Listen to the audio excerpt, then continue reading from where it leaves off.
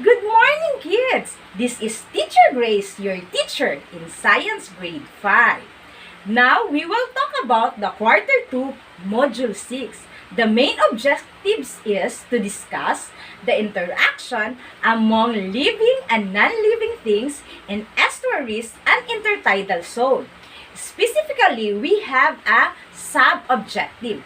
First is to identify the living organism and the role that live in estuaries and intertidal zone. Second is to describe the importance of estuaries and intertidal zone. And third is explain the interaction among living and non-living organisms in estuaries and intertidal zone. Are you ready, kids, for our new lesson today?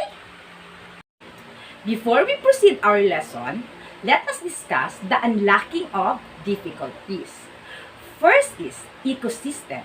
It is the community of organisms with their physical environment. Second is the estuary, the nurseries of the sea. This is where fresh water from river meet with salt water or seawater is called brackish water. Third is intertidal zone, which is always exposed in low tide and high tide, with the land can be sandy, rocky, or covered with mud flat. Look at this picture. Have you even been to these places? In Davao River, Samal Island, Camigan Island, and Lubbock River. How can you describe them? Yes, definitely. The oceans and river. Yep, there are parts that cover with trees. Try to look Closer with those. Where the water goes? Yes, it goes to the ocean. And this area is called estuary.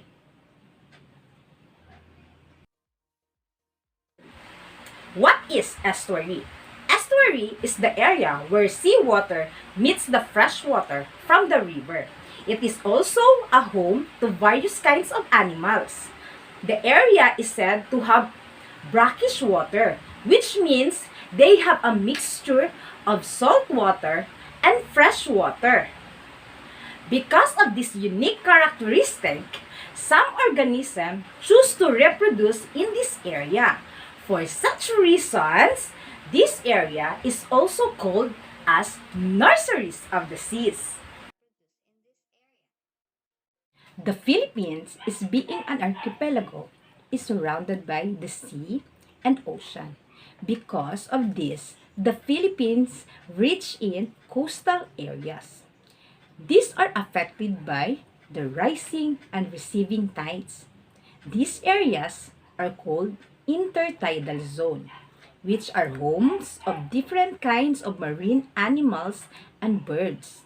As you observe, the estuaries are home to unique plants and animals communities that have adapted to brackish water. Brackish means salt water combined with fresh water, it becomes brackish water or salty fresh with mix. Now, let us talk about biotic factor. Biotic factor are living components in an ecosystem.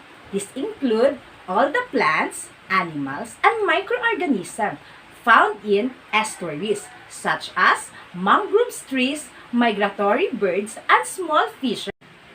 Biotic factors is an ecosystem such as intertidal zone, and estuaries are composed of all plants, animals, and microorganisms living in it. These organisms live in different habitats found in intertidal zone and estuaries. This includes coral reefs, salt marshes, mudflats, rock shores, and mangroves forests. Coral reefs provide shelter to thousands of fish. The corals themselves are animals that feed on plankton. These corals form reefs that protect the coast from strong waves and currents. Salt marshes are areas that are filled with seawater during high tides and drained during low tide. Organisms found in salt marshes are clams, mussels, oysters, crabs, snails, and shrimps. Plants found in salt marshes are seagrasses and other plants that are tolerant of salt water. Mudflats or tidal flats are areas where mud from the seas or river is deposited. They are usually the areas of migratory birds, crabs, sand dollars, mussels, clams, mollusks, shellfish, and some fish. Algae and sea lettuce provides food for the herbivores in this area. Rocky shores are areas where solid rocks are found. Animals found in the rocky shores are plankton, brittle stars, sea stars, hermit crab, barnacles, limpet, mollusks, periwinkle, sugar crabs, shrimp, and prawns. Mangrove forests are areas that are filled with mangrove trees. These trees have adapted the salt water. Mangrove forests are breeding grounds for different kinds of fishes and shellfish. Intertidal zone are areas where are constantly exposed to the changing tides. They provide homes to many kinds of plants and animals. The daily changes in the tides play a major role to the life of living things in this area. The intertidal zone, which is also known as the foreshore or seashore, is the area that is above water level at low tide and underwater if it is high tide. Of course, when we say abiotic factors and non-living organism or non-living factors in the environment, the abiotic factors that greatly affect the organism in estuaries includes waves, salinity, temperature, amount of sunlight, and type of soil. Now, let's talk about the factors. First factor is the waves. Refers at the amount of the surface of the water. These are the strong forces that organisms must learn to live with. Kelp, a kind of algae, has strong root-like structure that attach itself to rocks to keep it from being carried away from the waves. Second is salinity. Refers to the amount of salt in water. The combination of seawater and fresh water in estuaries is called brackish water. Mangroves and blue crabs have adjusted well to the constantly changing salinity of water due to the non-stop flow of fresh water and salt water through the estuary. Third, temperature. Refers to the level of hotness and coldness of the water. Temperature differ because of the tides and amount of sunlight. Some organisms use plants like mangroves to keep themselves concealed from direct sunlight or away from the coldness of the water. Last is the type of soil. Varies in the estuaries depending on the strength of waves and kinds of rocks present in the area. Some areas are full of rocks, sand, pebbles, or clay. The top soil layer found in the estuaries is composed mostly of peat or salt crust. Salt can be found within the soil, which can be acidic, posing problems to the survival of plant life. Now, let's go to our first activity, entitled, Where Do I Live? The direction, identify which environment the living things listed in the box belong.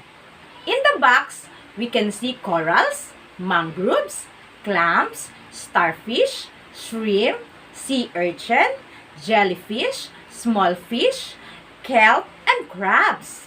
Now, kids, you can comment down below where these living things belong, in estuaries or intertidal zone. I will give you 15 seconds. In 15, 14, 13, 12, 11, 10, 9, 8, 7, 6, 5, 4, 3, 2, 1. And the times is up. Kids, try to check your answer.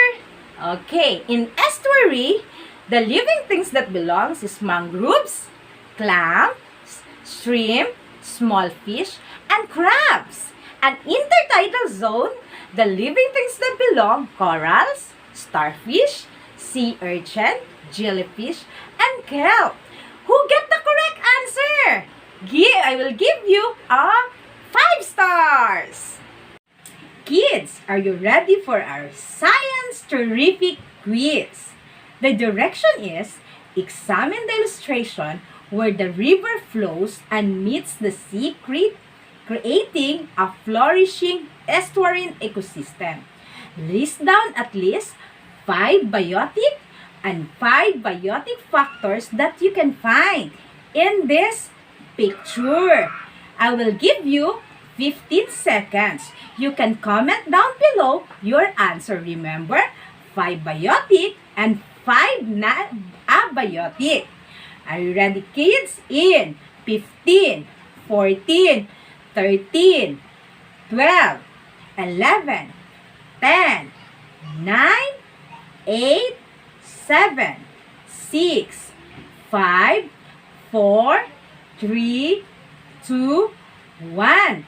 I am sure that you already know the answer. Okay, now I will post the answer. What did you see on this picture?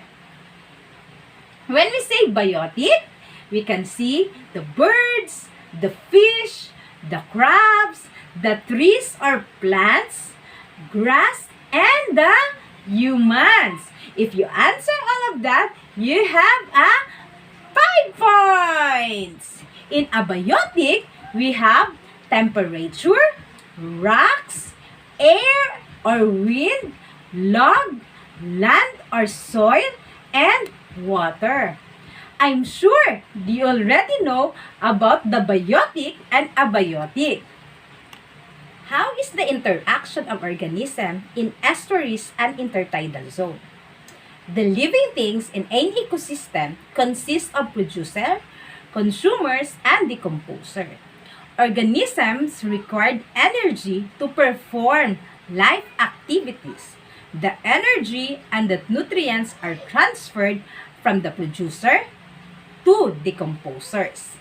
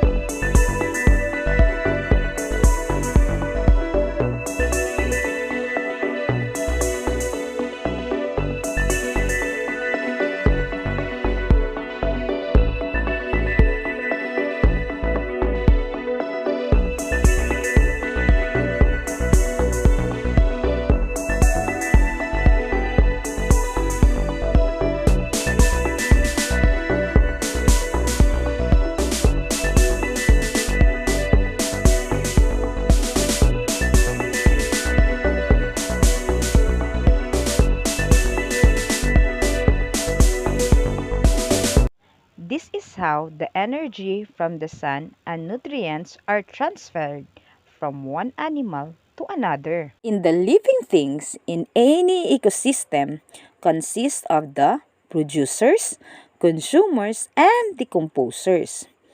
organism required energy to perform life activities.